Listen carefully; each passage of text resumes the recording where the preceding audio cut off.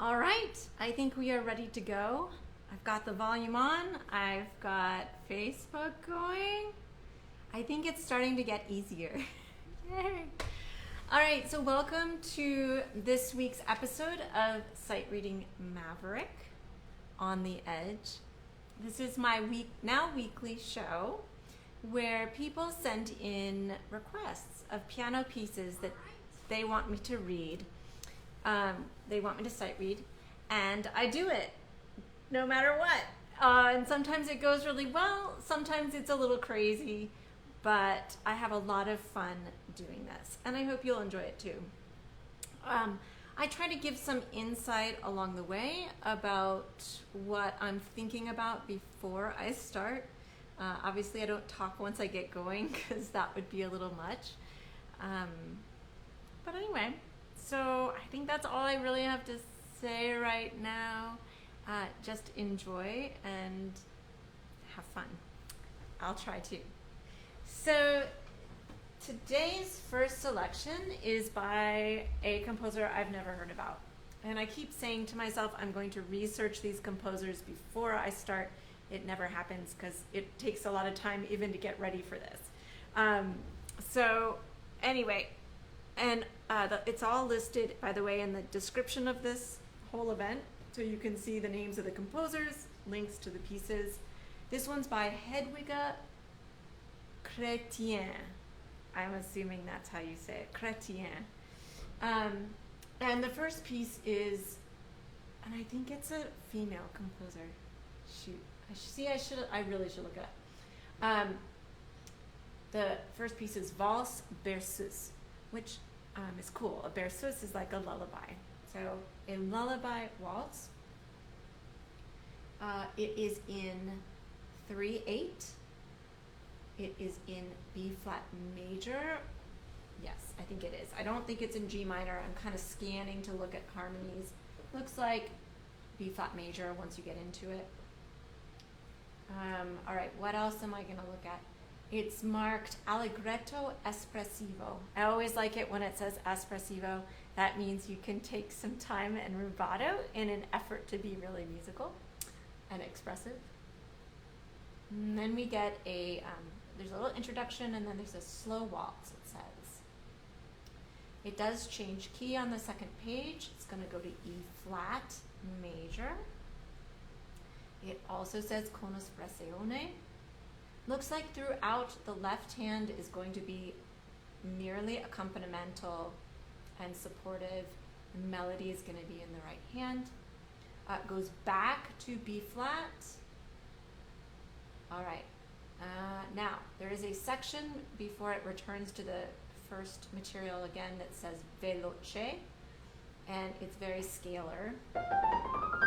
And there's lots of ledger lines. So what I'm quickly doing is just seeing where does the scales start and end, so I know where to start. So it's F to G back down twice. Maybe I'll remember that. We'll see. At the end, there's an animato section. We'll see how animato I get. All right, I'm really looking forward to this. The other thing to just note is at the beginning, both hands are in treble clef, but that really does not, it only lasts for one chord, so 2 chords, not a big deal. Fastest note value, mostly it's 16th notes, or semi-quavers if you're in the UK, or in Europe.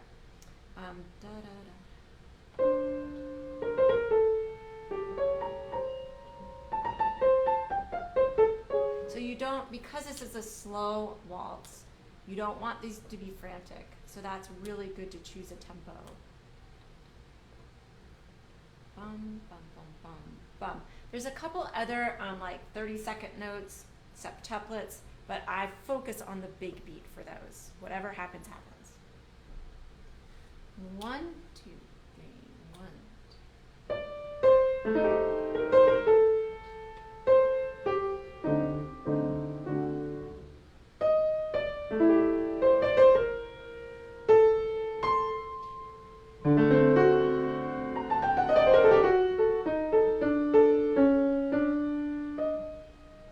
Lovely.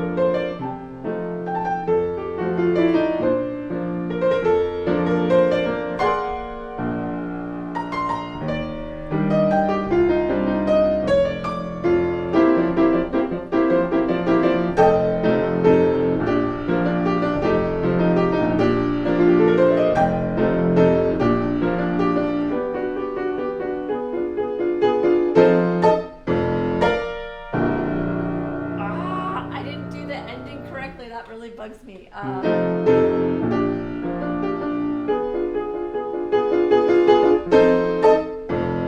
There we go. The reason I messed up, I think, is because it was a total surprise. It was not something that I would have anticipated, and obviously it caught me off guard. This whole, like, what's that doing in all of that? But it also makes it really fun. All right, so I'm not quite warmed up in sight reading mode, but that was kind of fun to do. All right, I'm kind of looking to see who's here. Hello, Louis from France, and I see some other friends have joined. All right, the next piece on the program is also by Hedwige Chrétien. I really kind of am excited to play this person's music because I think of Hedwige from Harry Potter, but I know there's no connection, obviously. All right, this is the Hongroise. So I think this is a Hungarian dance. Love those. It's allegretto deciso. So I'm not quite sure what that means. It means like a decisive, moderately fast piece. So this should be interesting. A major. Definitely looks Hungarian. It has all these grace notes. Okay, so that actually brings up something. Grace notes can be one of those things that I say, if you need to leave them out, you need to leave them out.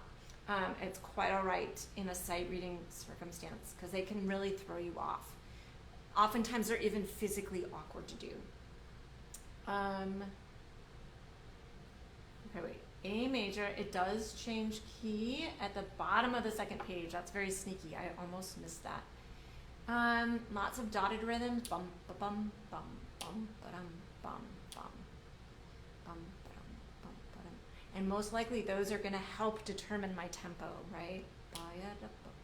Bum, ba-dum, bum, right. What else?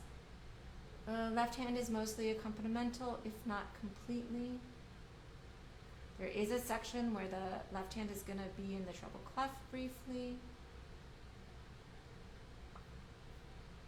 Okay. Fastest note value, there are a few 16th notes. They don't happen very much. But mostly it's yadum bum bum bum bum bum ba-dum. 8 notes. Bum bum bum bum ba-dum. And that sounds pretty allegretto. Yada. So 2, 3, 1, 2, 3, 1.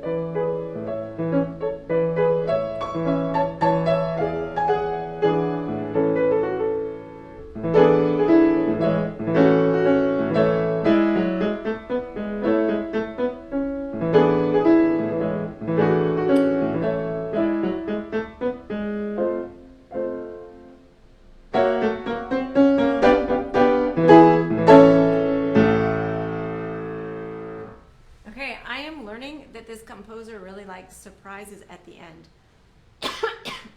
I gasped for air in the middle of it and felt like I had to cough. That was fun. All right, so my brain is definitely a little bit behind today.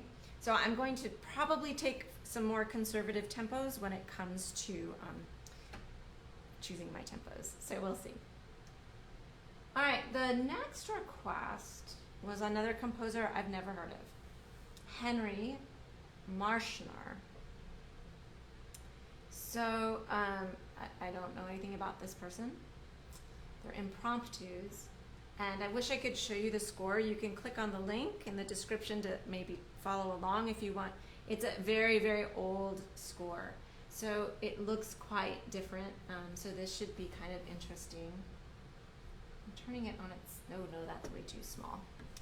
All right, so I have no idea what to expect. Interestingly enough, oh, this is book 2. So this starts with number 7. It's in 3/4, G major. It actually kind of looks like a kind of a fandango-y rhythm. Or, I don't know if that's a fandango, but sort of a Latin-y Spanish feel.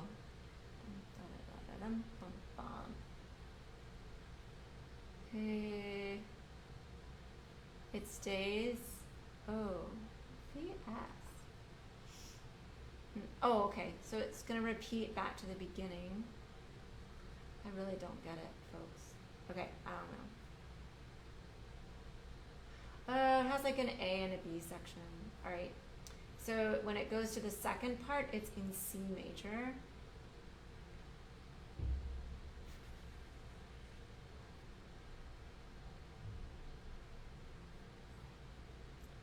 We'll see. Fastest note value are 16th notes, semiquavers. There are a few 30-second notes, but I'll just squeeze them in. All right, so I'm not going to be too daring. Bum, bum, bum, bum, bum, ba-da, 1, 2, 3.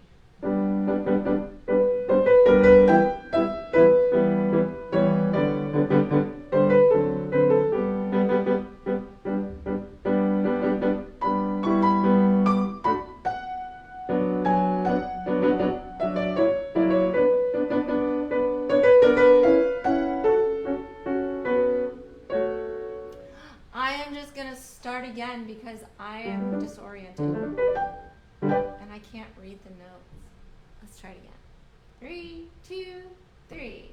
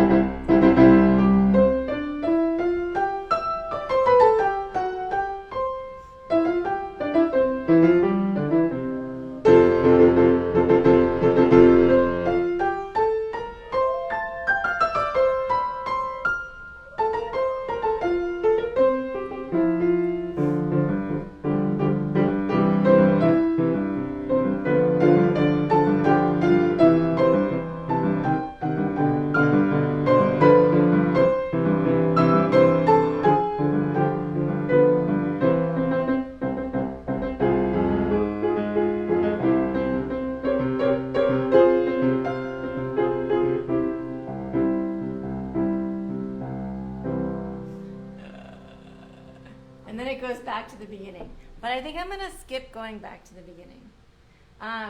It's so hard for me to read this that I think I'm going to stop reading this one for now.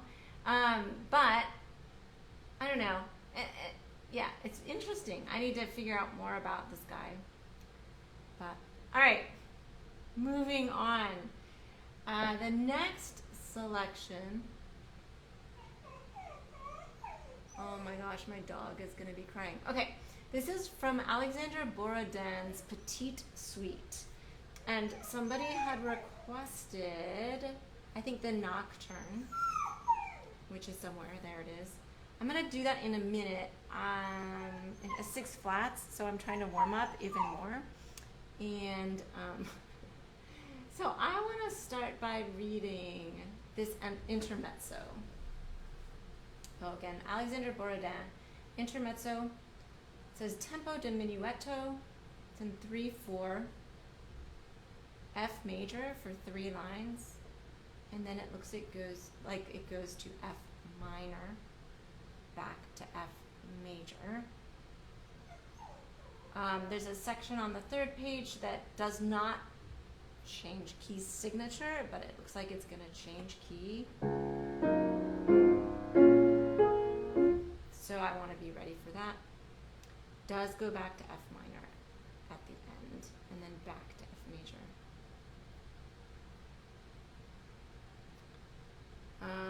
Melody, mostly in the right hand, and there's a rhythm that's just over and over again. Bum bum ba da da dum bum ba yum bum bum bum bum. So I think there looks like there's not any other really surprising things except this one section that has lots of accidentals, but we'll try to make it work. 2, 3.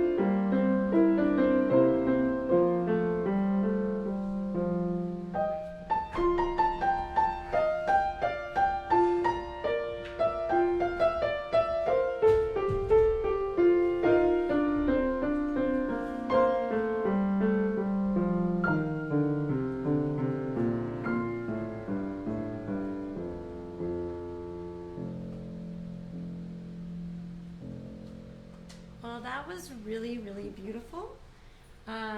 Alexander Borodin's, I think it was Intermezzo, yeah. I forget what this set of pieces are called. It says right here. I should just look it up. Oh, it doesn't say. Well, anyway, it's a set of his pieces, and that was really gorgeous. I think I'm checking out time. I think I'm gonna go ahead and also read his Mazurka. Why not, right?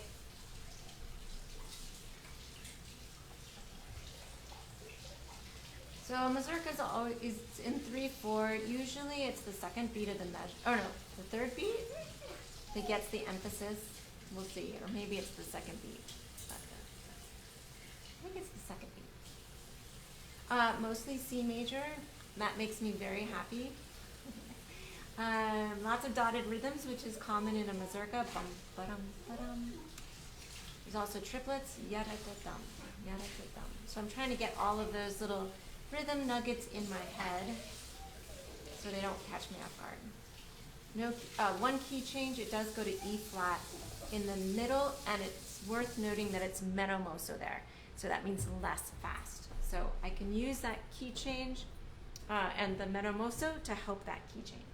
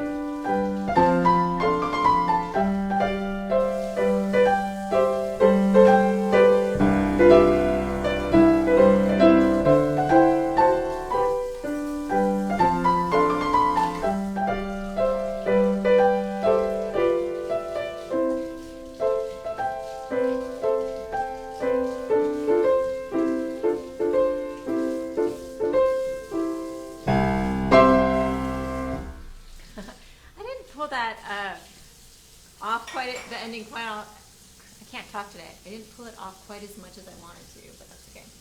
Okay, I think I'm gonna skip now to the Nocturne, which is the one that was requested. And I have to laugh because seriously, like the last 3 shows, a high percentage of the pieces have had 6 flats. That is not amusing, but that's okay. I'm not holding it against anybody, but like that's just sad. But it's andantino, it's a Nocturne. That means I can take my time. Ha! All right, he does change keys. After 2 lines, I should be better about this, have a better attitude. Goes to F major, and then it goes back to G flat. Is it G flat? Yeah, it's G flat. It's okay, we can do it. Looks like, it's interesting, it's 8th notes in both hands.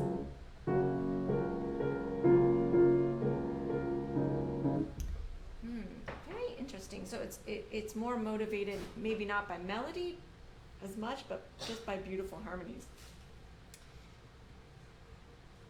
Ah, here's a melody.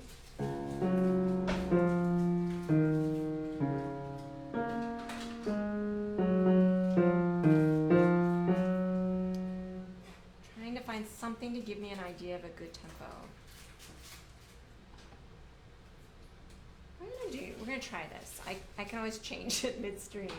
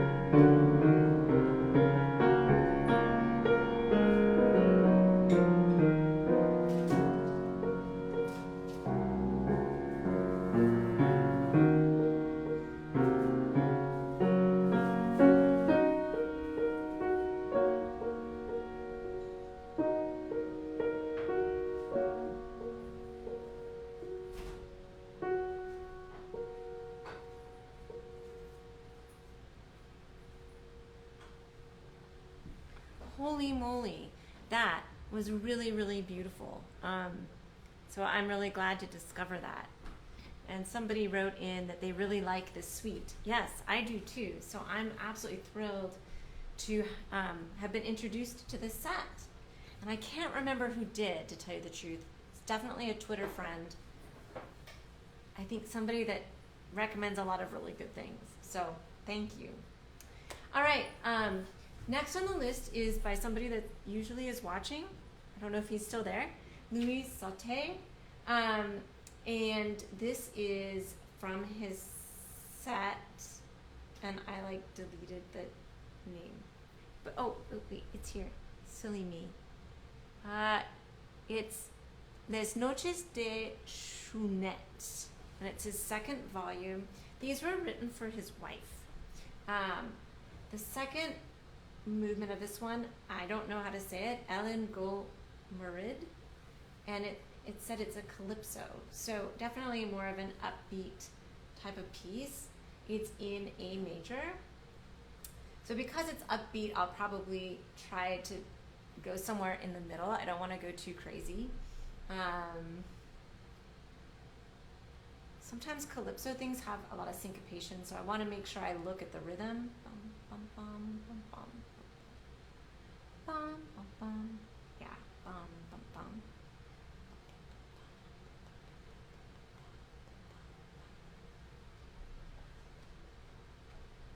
I'm kind of feeling it more in two. There are a lot of octaves, and that's jumping out at me as like a ah. But I will go ahead and leave out one of the notes in the octave if I need to. That's definitely acceptable in sight reading practice. The left hand also looks kind of jumpy, so I'll try to be forgiving of myself there too. And try not to look at my left hand too much. That can be very, very tempting, of course, to look at that left hand. But then it gets you messed up.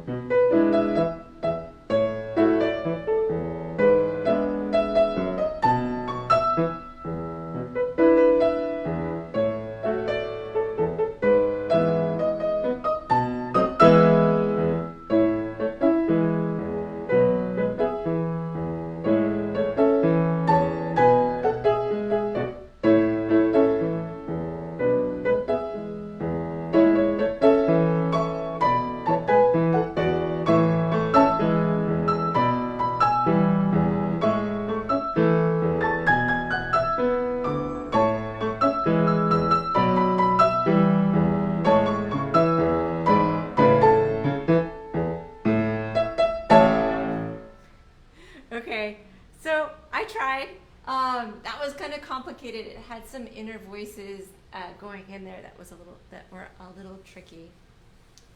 The next one is Helen's Wedding, and this is a foxtrot. Oh my goodness. Okay, yes, this is like a workout for the left hand. So I'm gonna try not to look too much. We'll see what happens.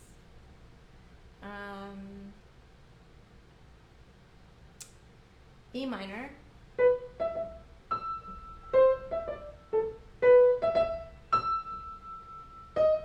It's been a while since I did a foxtrot.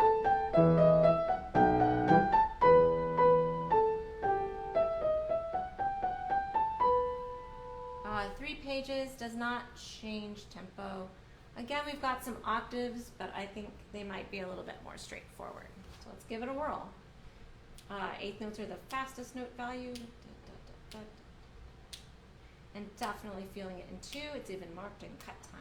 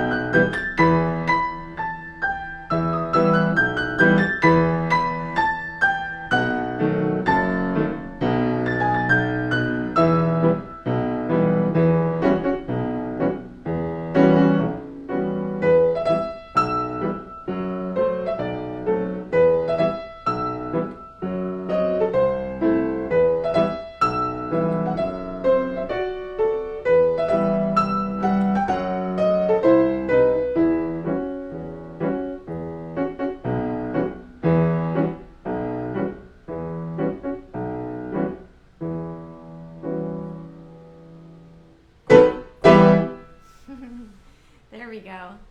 All right, so that was lots of fun. Thank you, Louis. Next on the list is another request by a Twitter friend. This is from a set of pieces by Rossini. It's interesting. It says 10 pieces for piano from an album for, I guess it's young adolescents. So I don't know how true that is, if it's really going to be like for young adolescents, but we're going to find out.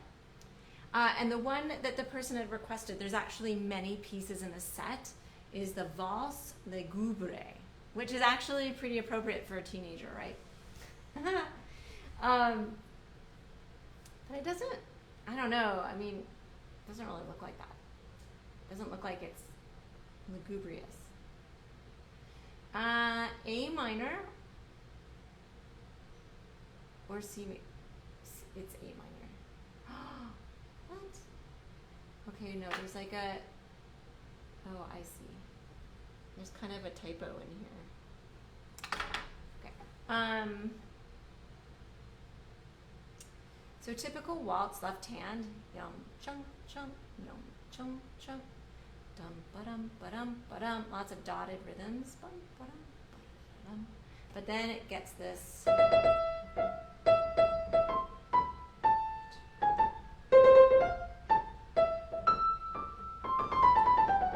And then it has these runs. But when I have runs like that, I always look for patterns that I can latch onto to simplify it. So it has the same motion, right? Or direction. It goes up and then back down. So I'm going to just kind of go for that. Then we've got some chromatic scales too. So that's good to know. Octaves. This has a little bit of everything. And then thirds.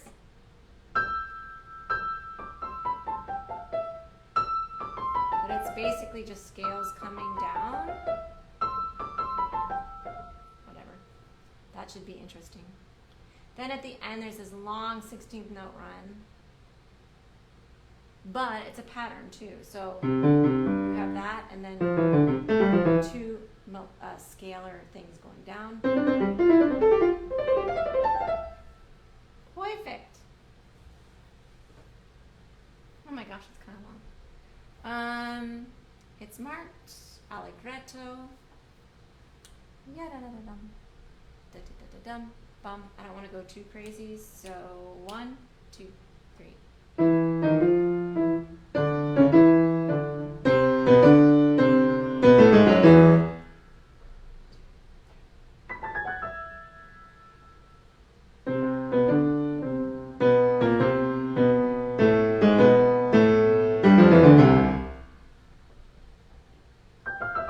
I think it's supposed to be funny.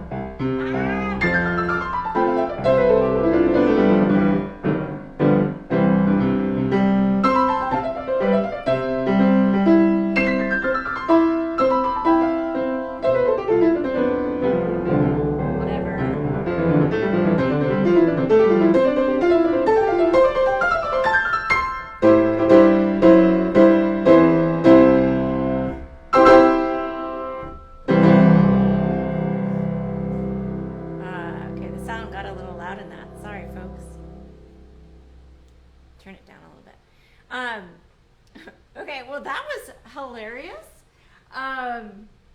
And I had forgotten that it was Rossini by the time I had started, but then midstream I was like, oh my gosh, yes, this is Rossini with all the repeated notes. This is kind of silly. I really can't picture like a teenager playing this, but you know, times have changed, so maybe back then that would have been whatever, made sense. The next one is really, there's another one in this set that's funny. It's called The Lagoon of Venice and the End of the Year 1861. I was gonna do it because there's 2 exclamation points in the title, and I love exclamation points, but I've decided for time's sake, I'm gonna pass on that one. But I think Rossini must have had quite a sense of humor. All right, I think the last, oh no, it's not last. Okay, the next on the list is another composer I've just discovered. Her name is Adele Osteröha. I don't know how to say it. Anyway, and I can't remember where she's from, of course, because whatever. And I think I'm going to try reading her. This is from her set of 3 songs. This is the second one. It's called the Schlummerlied, or Slumber Song. It's in E flat major, 6/8, which I love things in 6/8, so that's why I'm doing this one. It's only 2 pages long. Fastest note values are 16th notes. It does not change keys in the middle. There is sort of an odd thing. There's 3 grace notes at the beginning of this one section.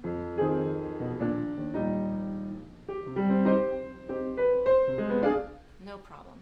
So I just want to make sure I don't do it too fast so that those don't work. Melody is in the right hand throughout. Yeah. Okay, let's try it.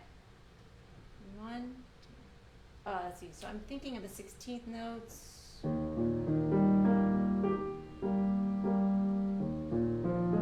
That's a good lullaby tempo, I think. 1, 2, 3, 4, 5.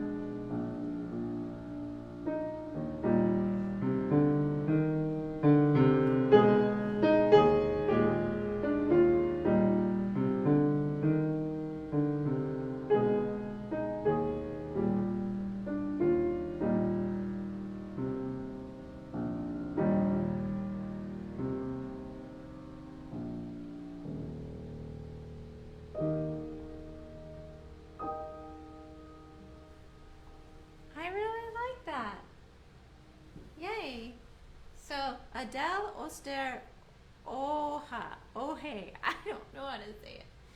But really nice. And the last thing, oh, perfect timing. The last one is another one by Hedwige Chrétien. It's this Nocturne. I'm into nocturnes and lullabies today, evidently. Oh, okay. There's a lot of, the beginning at least. Oh, I see. I thought there were going to be lots of hand crossings. It doesn't look too bad. Looks like we're in E major. Yes, E major. 4 sharps. 6/8 again, which I love, as you know. Yeah, there are a couple places where it's like I have to take that in the right hand. Okay, noted. On the second page, there's a more animated section for a couple lines. Looks like the left hand has the melody first. And then the right hand takes it. Then back to a tempo. Ooh, okay. On the third page, there's a lot of accidentals.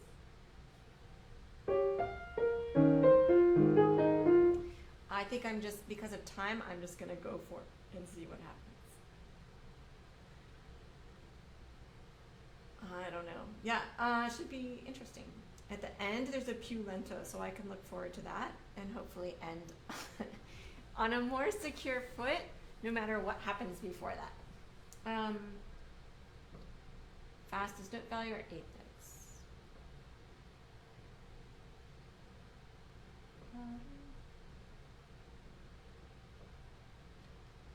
So I'm finding the 8th note tempo for the animato first. And